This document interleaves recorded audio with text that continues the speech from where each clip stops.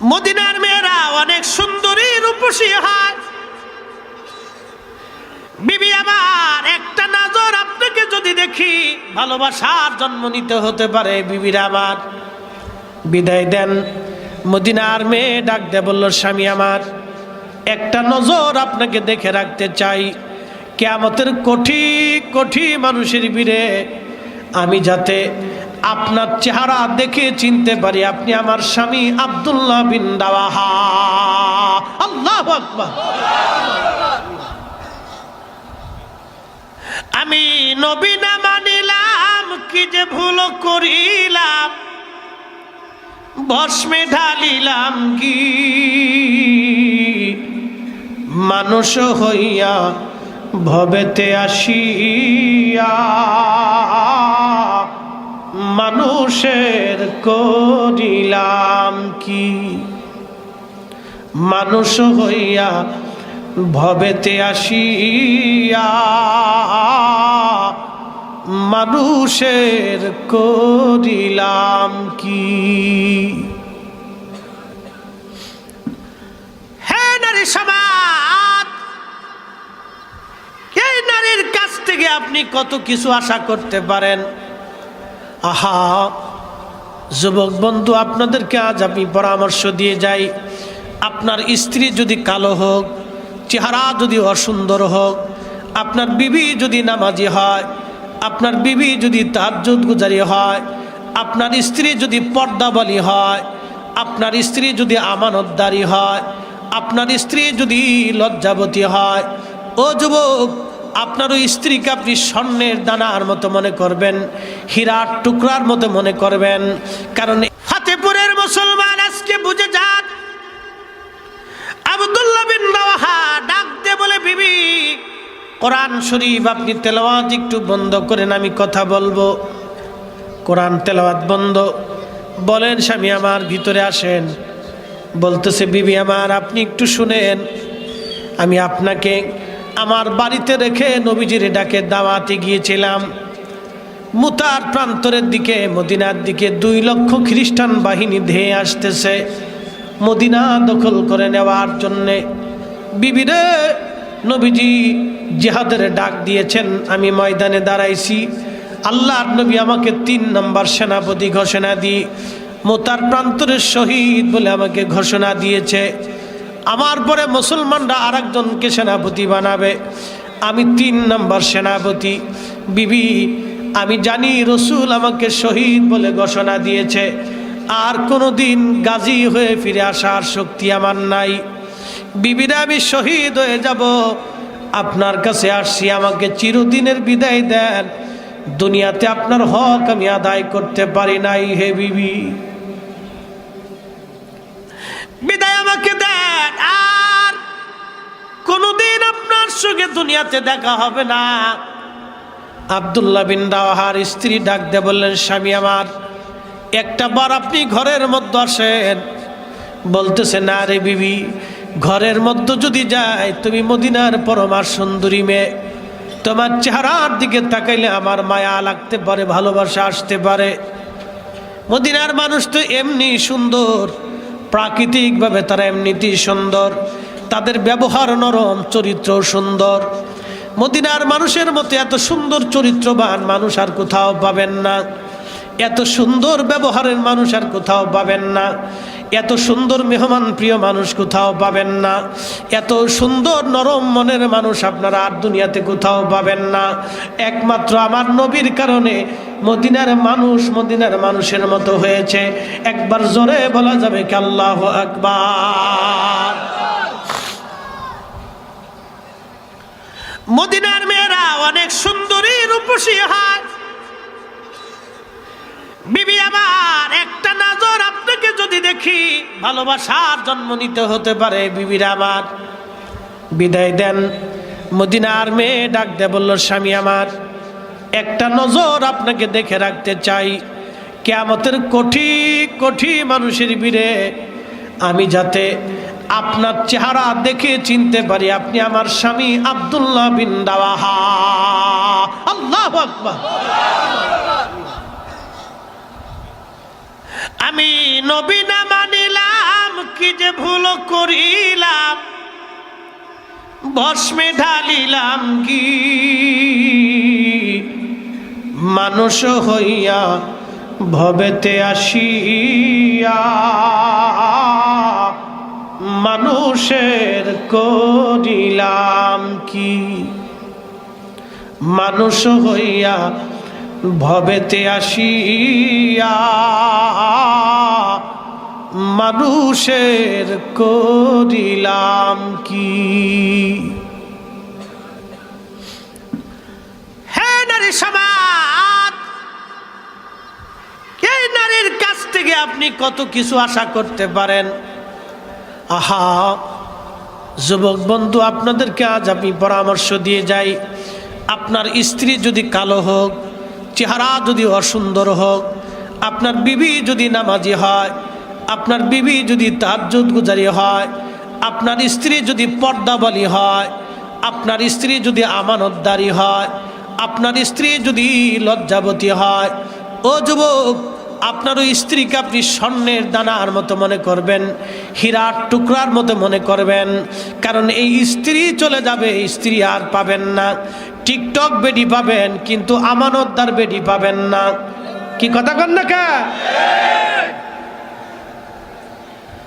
যুবক বন্ধু, জীবন চালনার কথা বলতেছি, এই জন্যে জীবন চালা লাগবে। জীবন যেই মাটির উপরে আজ বসে আছি, আগামীকাল এই মাটির নিচে আমাদের ঘর হবে। যে মাটির নিচে আজ আমরা বসা, আগামী দিনই মাটির নিচে ঘর হবে। ফতেপুরের কত মানুষ কবরে চলে গেছে, আর কোনো দিন আসে নাই। কতজনের মা কবর দেশে ঘুমায়, কতজনের বাবা কবর দেশে ঘুমায়। বন্ধুরে, আজ পর্যন্ত কোনো দিন তারা আর ফিরে আসে নাই।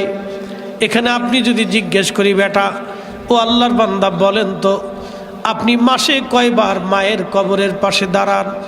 অথচ আপনার মা, আপনি অসুস্থ হয়ে যাওয়ার পরে মা সারা রাত আপনার পাশে বসে বসে বাতাস দিছে।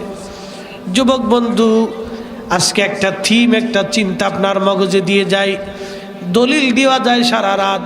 একটা চিন্তা মগজের মধ্যে দিয়ে গেলাম, মনে রেখে দিবেন। আজকে আপনি ইয়াং আছেন, আপনি বিয়ে করেছেন, আপনার বাচ্চা হয় নাই, হঠাৎ করে আপনি প্যারালাইসিস রোগে আক্রান্ত হলেন। প্যারালাইসিস রোগে আক্রান্ত হয়ে যাওয়ার কারণে ডাক্তার বলে দিলে এই রুগী আর কোনো দিন সুস্থ হবে না। তখন আপনার শ্বশুর বাড়ির লোকজন এসে আপনার স্ত্রীকে নিয়ে যাবে। তারা বলবে, আমার মেয়েটার ভবিষ্যৎ আছে, এই রুগীর সাথে আমার মেয়েটাকে রাখলে তার ভবিষ্যৎ নষ্ট হবে। আপনার স্ত্রীকে আপনার শ্বশুর বাড়ির লোকজন নিয়ে যাবে, তাদের নিয়ে যাওয়ার যৌক্তিকতা আছে, কারণ ওই মেয়েটার জীবন আপনার কারণে নষ্ট হতে পারে না। এটাও কথা সত্য। সব বাবা মা চায় তার সন্তান ভালো থাকুক। সে যে সেই মেয়েটাকে নিয়ে যাবে, তারও যৌক্তিকতা আছে। নিয়ে গেল, মেয়েটা চলে গেল। আপনার ভাই বোন আত্মীয় স্বজন আপনাকে 1 মাস 2 মাস চিকিৎসা করলো, কিন্তু আপনি ঘরেই পেশাব করেন, পায়খানা করেন, গোসল করাইতে হয়, আপনাকে পাক সাফ করাইতে হয়, খাবার খাওয়াই দিতে হয়।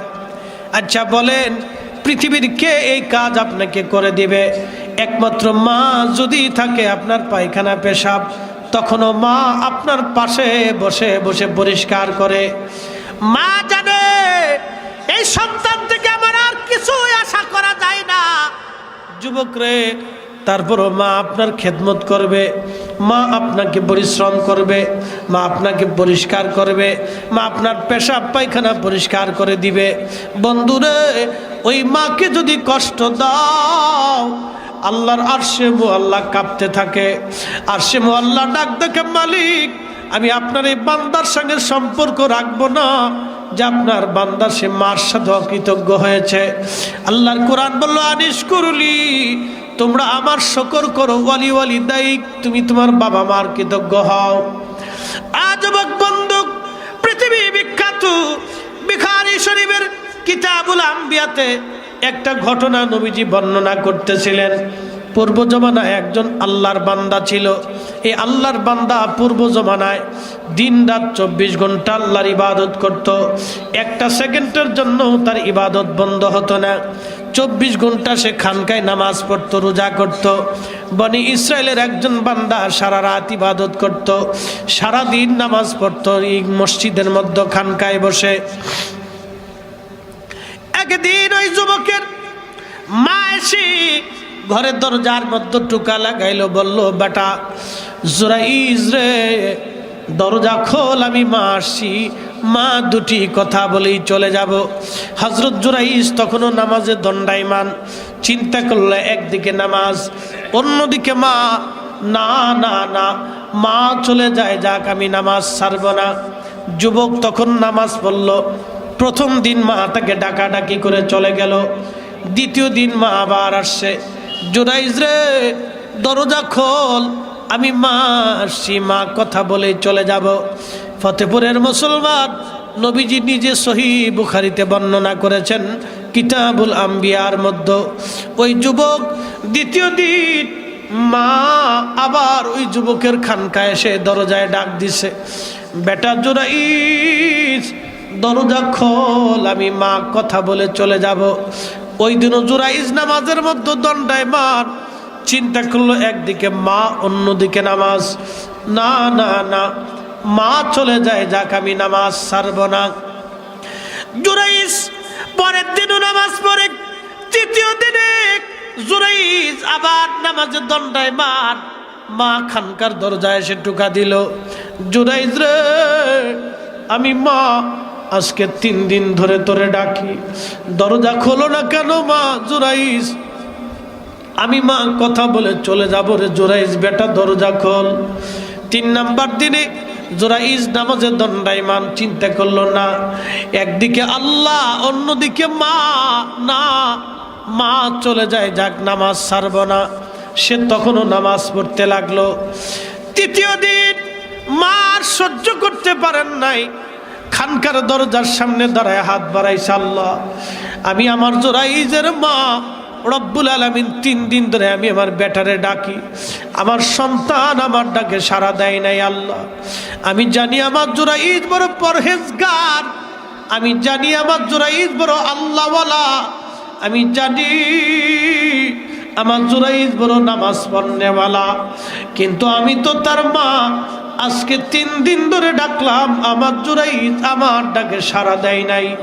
রব্বুল আলামিন, আমি মা হয়ে ওর জন্য বদদুয়া করে গেলাম, আল্লাহ, আমার জুরাইজ রে দুনিয়ার কোনো জেনাকারিনী, দুনিয়ার কোনো জেনাকারিনী বেহাইয়া, দুনিয়ার কোনো জেনাকারিনী বেহাইয়া, দুনিয়ার কোনো জেনাকারিনী বেহাইয়া, পতিতা নারীর অপবাদ না দি মরণ দিও না, মরণ দিও না, অপমান না করাইয়া মৌত দিও না। আল্লাহর নবী ডাক দেয়া বলেন, সাহাবীরা রে, মায়ের বদদুয়া আসমানের সাথে সাথে কবুল হয়ে গেল।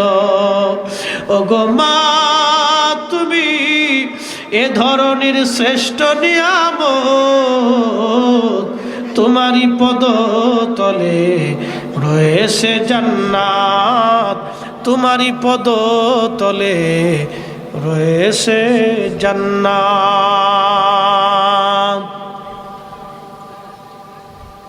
একবারে সাথে সাথে মঞ্জুর হয়ে গেল। অথচ অপরাধ কি? সে নামাজ পড়তেছে, মার ডাকে সাড়া দেয়নি। সে কত বড় অলি ছিল আপনাদেরকে একটু বুঝাচ্ছি, একটু মনোযোগ দেন। পৃথিবীতে 3 জন বাচ্চা শিশুকালে মানুষের সাথে কথা বলেছিল, তার ভিতর জুরাইজের এক সাক্ষী। আপনি শোনাচ্ছি সে কত বড় অলি ছিল। দেখেন কত বড় পাওয়ারফুল আল্লাহওয়ালা ছিল, কিন্তু মার বদদুয়াটা কিভাবে কাজে লাগছে দেখেন। এ নারী সমাজ,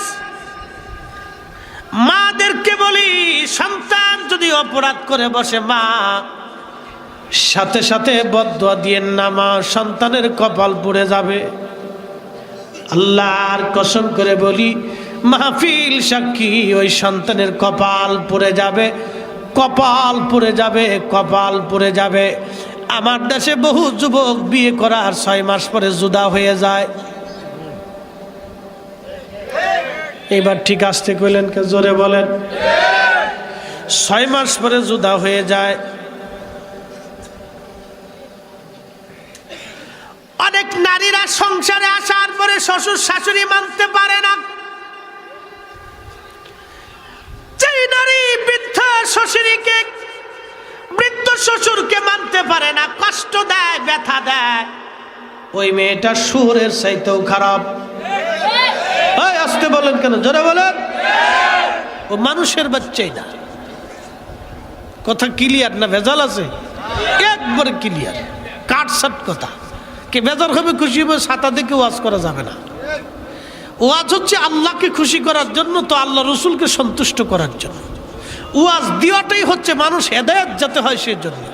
ওয়াজ কোনো রঙ্গমঞ্চ, হাসি তামাশার জায়গা না। এখান থেকে বুঝে ক্লাস নিয়ে বাড়ি যাওয়ার জায়গা। আল্লাহর কসম, আমার একটা কথা যদি বুঝে মানুষ বাড়ি নিয়ে আমল করে, তো এই মাহফিল কমিটির লাভ, আমাদেরও লাভ। কিয়ামতের ময়দানে বহু শ্রোতার কারণে বক্তা জান্নাতে চলে যাবে। কি কথা বলেন, ঠিক কি না?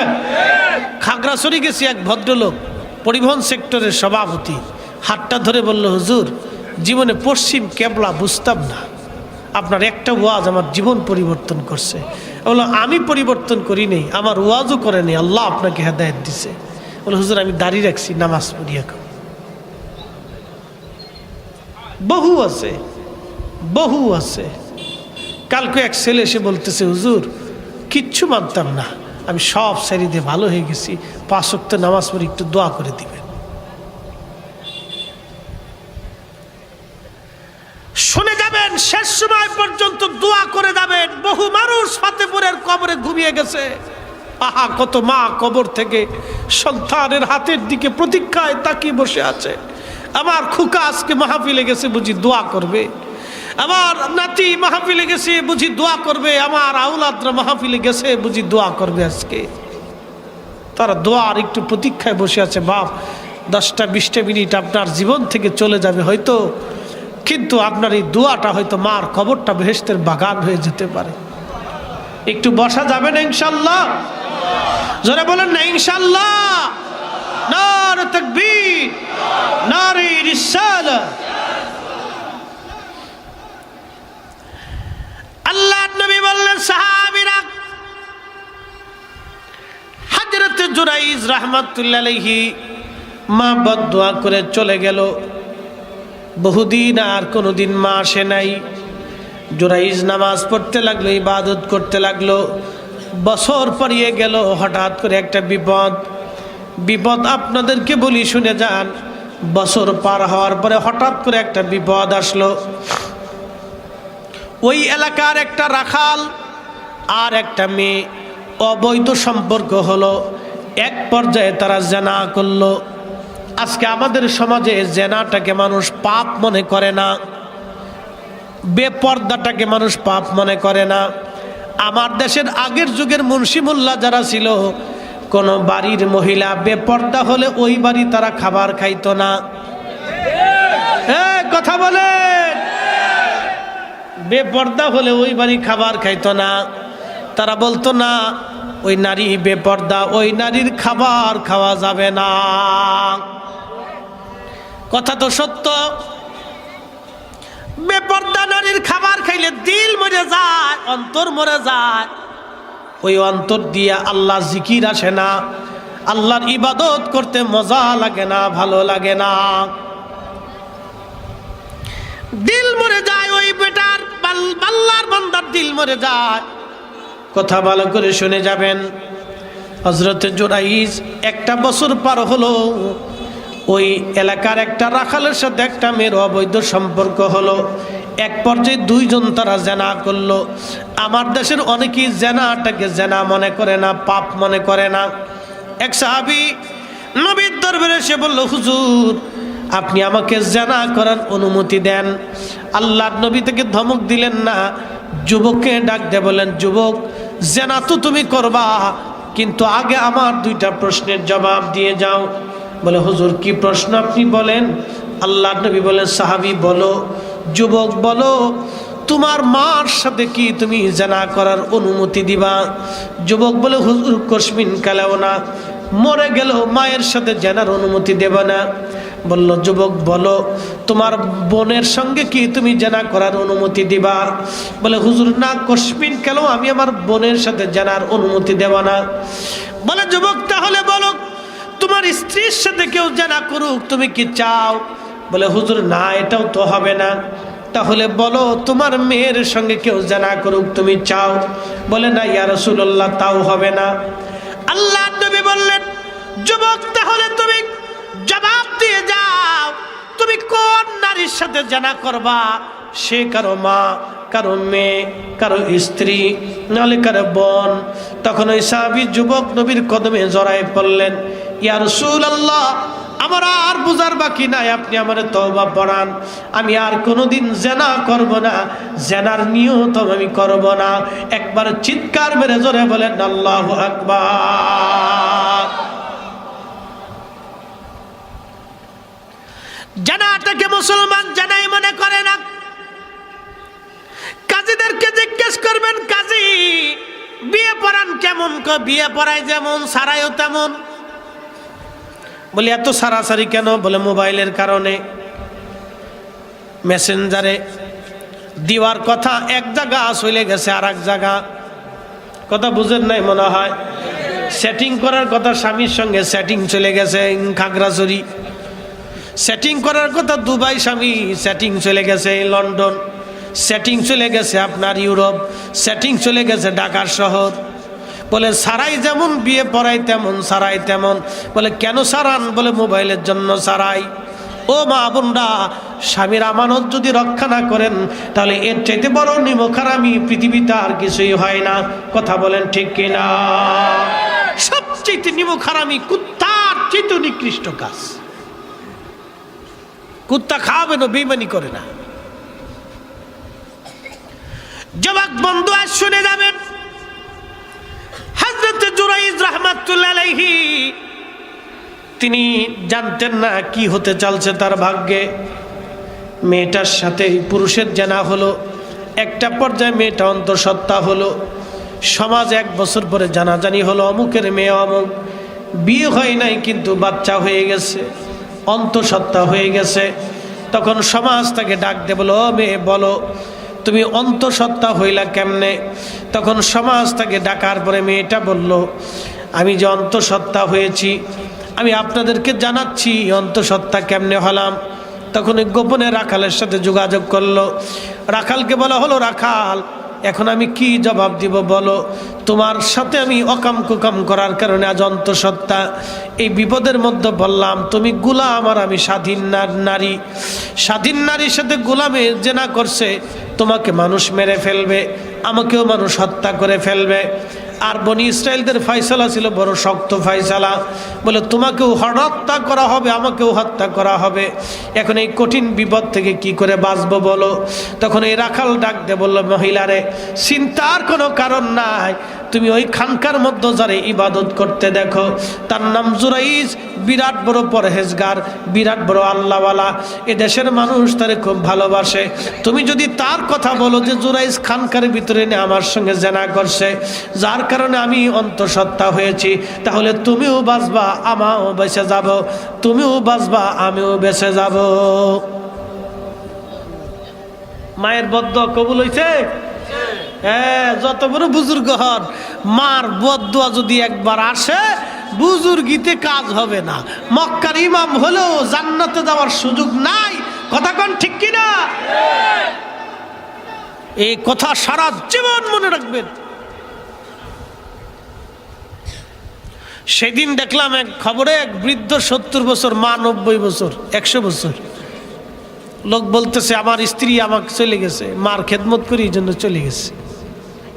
অনেক মেয়েরা স্বামীর বাবা মার প্রতি অনুরক্ততা, ভক্ততা, মোহাব্বত বরদাস্ত করতে পারে না। কিন্তু সেই যখন আবার বুড়া হয়ে যাবে, তখন আবার নিজের পুলার খেদমত চায়, যে আমার ফুল আমারে দেখতে পারে না, বৌমা দেখতে পারে না। না, তা হবে না, আপনাকে আগে করতে হবে। ফাতেপুরের মুসলমান হযরত জুরাইজ রাহমাতুল্লাহ আলাইহির কথা বলছি। জুরাইজ কিছুই জানেন না, তিনি মহিলা ডাক দিয়ে বলল, সমাজ আপনারা শোনেন, আজকে গোপন কথা বলি, আপনারা জুরাইজকে বড় আল্লাহওয়ালা মনে করেন বলে হ্যাঁ, তাকে অলি মনে করেন বলে হ্যাঁ। এই জুরাইজ তার খানকার ভিতরে নিয়ে আমার সঙ্গে জেনা করছে, যার কারণে আমি অন্তঃসত্ত্বা হয়ে গেছি। অতএব আপনাদেরকে বলতেছি, আমার কোনো দোষ নাই, সব দোষ জুরাইজের।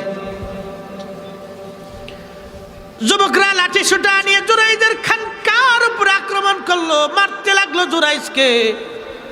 জুরাইজ ডাক দেয়, যুবকরা রে, তোমরা কি জন্য মারো? বলো তোমরা কি জন্য আমারে মারো? বলে, মারতেছি তুমি ভণ্ড প্রতারক, অমুক নারীর সঙ্গে তুমি জেনা করছো। জুরাইজ বলে, না, জেনা তো দূরের কথা, আমি তাকে জীবনে দেখি নাই। বলে, না, তুমি জেনা করছো, তুমি জেনা করছো। তখন জুরাইজ বলল, না, আমি তো তাকে কোনোদিন দেখি নাই, জেনা তো দূরের কথা। তারা খানকা আগুন দিয়ে পোড়াই দিল, জুরাইজকে মারতে লাগলো। তখন যুবকরা মুরব্বীরা ডাক দিয়ে বলল, দেখো, এক হাতে তো তালি বাজে না, আমরা দুইজনের কাছে জিজ্ঞাসা করি, বিচারে বসি। জুরাইজকে জিজ্ঞেস করা হলো, জুরাইজ, এই মহিলা অন্তঃসত্ত্বা, এটা সঠিক? মহিলা কারো না কারো দ্বারা অন্তঃসত্ত্বা হয়েছে, এটাও ঠিক, কিন্তু মেয়েটা বলতেছে তোমার কথা, তুমি নাকি তার সঙ্গে জেনা করছো। এবার বলো, মহিলার তো সাক্ষী, মহিলার পেটের বাচ্চা, মহিলা অন্তঃসত্ত্বা, এটা তার সাক্ষী। কেউ না কেউ তো জেনা করছে, তাহলে হয় তুমি করছো। মহিলা বলে, তুমি করছো, আমরা তো কেউ দেখি নাই। মহিলা, তোমরা দুইজন জেনা করছো, দুনিয়ার কেউ দেখে নাই, কিন্তু আজকে প্রমাণ দাও, তুমি যে জেনা করো নাই, তোমার কাছে কি কোনো প্রমাণ আছে? তখন তো ভাইজান ডিএনএ মেনে ছিল না, টেস্টমেট ছিল না, বিজ্ঞান ছিল না। আল্লাহর ওলি জুরাইজ ডাক দে বলে, হ্যাঁ, আমার কাছে একটা প্রমাণ আছে। বলে, প্রমাণ কি? বলে, প্রমাণ হচ্ছে ওই মহিলার পেটের বাচ্চা প্রসব হবে, আমি দুধের বাচ্চার কাছে জিজ্ঞাসা করব, সে কি আমি তার দ্বারা, আমার কারণে সে কি দুনিয়াতে আসছে, আমি কি তার জন্মদাতা না অন্য কেউ?